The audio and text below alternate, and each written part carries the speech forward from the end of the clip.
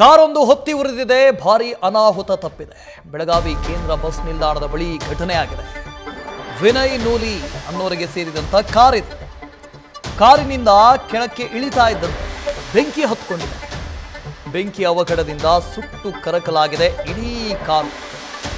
Market PSI Hussain ಭೇಟಿ ಕೊಟ್ಟು ಪರಿಶೀಲನೆಯನ್ನ ಮಾಡಿದ್ದಾರೆ. ಏಕಾಏಕಿಯಾಗಿ ಕಾರಿನಲ್ಲಿ ಬೆಂಕಿ ಹತ್ಕೊಂಡಿದೆ. ಬೆಳಗಾವಿ ಕೇಂದ್ರ ಬಸ್ ನಿಲ್ದಾಣದ ಬಳಿ ಈ ಘಟನೆಯಾಗಿದೆ. ವಿನಯ್ ನೂಲಿ ಅನ್ನೋರಿಗೆ ಸೇರಿದಂಥ ಕಾರದಾಗಿತ್ತು. ಯಾವ ಕಾರು ಅಂತ ಗುರುತು ಹಚ್ಚೋದಕ್ಕೂ ಸಾಧ್ಯ ಆಗ್ತಾ ಇಲ್ಲ. ಕಾರಿನ ಪರಿಸ್ಥಿತಿ ಹಾಗಾಗಿದೆ. ಸ್ಥಳಕ್ಕೆ ಅಗ್ನಿಶಾಮಕ ದಳದ ಸಿಬ್ಬಂದಿಗಳು ಬಂದಿದ್ದಾರೆ. ಬೆಂಕಿ ನಂದಿಸುವಂತಹ ಕಾರ್ಯವನ್ನು ಮಾಡಿದ್ದಾರೆ. ದೃಶ್ಯದಲ್ಲಿ ಗಮನಿಸ್ತಾ ಇದ್ದೀರಿ, ಕಾರು ನಿಲ್ಲಿಸಿದ್ದಾರೆ, ಕಾರಿನಿಂದ ಇಳಿದಿದ್ದಾರೆ. ತಕ್ಷಣ ಕಾರಿನಲ್ಲಿ ಬೆಂಕಿ ಕಾಣಿಸಿಕೊಂಡಿದೆ.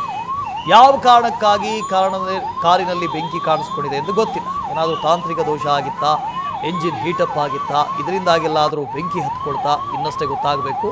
ಆದರೆ ಧಗಧಗನೆ ಹೊತ್ತಿ ಉರಿದಂಥ ಕಾರು ಕೊನೆಗೆ ಸುಟ್ಟು ಕರಕಲಾಗಿತ್ತು ಸಂಪೂರ್ಣ ವಾಹನ.